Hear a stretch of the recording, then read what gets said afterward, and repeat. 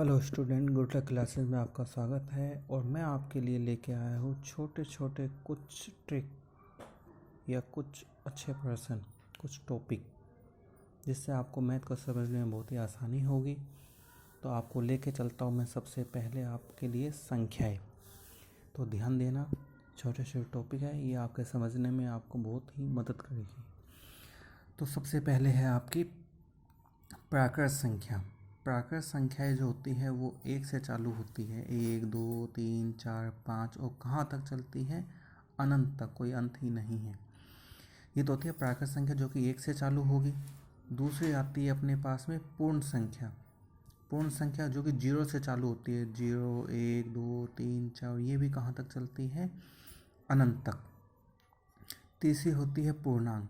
पूर्णांक में क्या होता है कि कुछ प्लस की संख्याएं भी आ जाती हैं और कुछ माइनस की संख्याएं भी आ जाती है। 0 से इस साइड तो प्लस की संख्या 1 2 3 4 5, इस साइड चलेंगे तो अपने माइनस की संख्या। चौथे नंबर की आती है अपनी सम संख्या। सम संख्या कौन सी होगी? जिस संख्या में इकाई का अंक क्या हो? 0 2 4 6 तथा 8 हो। या फिर दूसरी भाषा में मैं बोलूँ कि जिस संख्या में 2 का पूरा पूरा भाग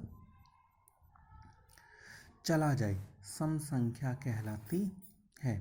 जैसे 2412 है ना, 3600, 1258। इनमें इकाई का अंक क्या है? किसी में 2 है, किसी में 0 है इकाई का अंक, किसी में 8 हो। ठीक है, तो वो सम संख्या कहलाएगी। विषम संख्या, जिस संख्या में इकाई का अंक क्या हो? 1 हो, 3 हो, 5 हो, 7 हो, 9 हो, या जिस संख्या में 2 का पूरा पूरा न जाए, वो क्या कहलाएगी? विषम संख्या। जैसे 1315 इकाई का 5 आ गया, इसमें 2307 इकाई का अंक 7 आ गया, 4139 इकाई का अंक क्या आ गया है? 9। ऐसी संख्या है। इकाई का अंक से आपको पता लग जाएगा।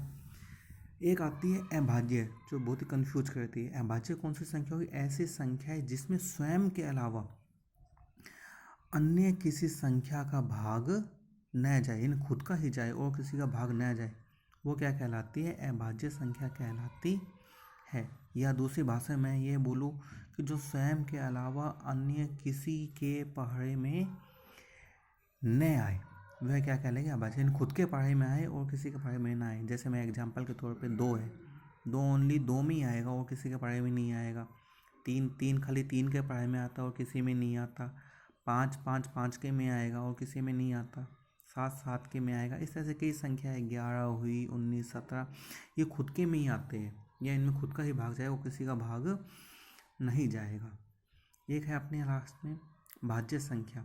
अभाज्य में तो जो खुद के पहाड़े में आए इन्हें खुद ही का भाग जाए, लेकिन इसमें क्या है कि ऐसी संख्या है जिसमें स्वयं के अलावा अन्य किसी संख्या का कोई भाग चला जाए, वो संख्या क्या कहलाएगी? भाज्य संख्या कहलाती है। जैसे 4 में खुद का तो जाएगा जाएगा, लेकिन 2 का भी चला जाएगा। 6 में 6 का तो जाएगा जाएगा, 2 का भी जाएगा और 3 का भी जाएगा। 8 में 8 का जाएगा, 2 का भी जाएगा, 4 का, यानी एक से ज़्यादा का भाग जिसमें चला जाए वो क्या कहलाएगी? अपनी भाज्य संख्या कहलाएगी।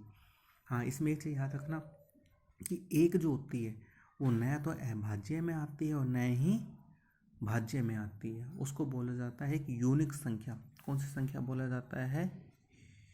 यूनिक, अलग संख्या है, इसलिए इसको क्या बोल दिया जाता है? यूनिक संख्या बोल दिया जाता है। एक विषम संख्या में आ जाएगी, लेकिन न तो भाज्य में आएगी न ही अभाज्य में।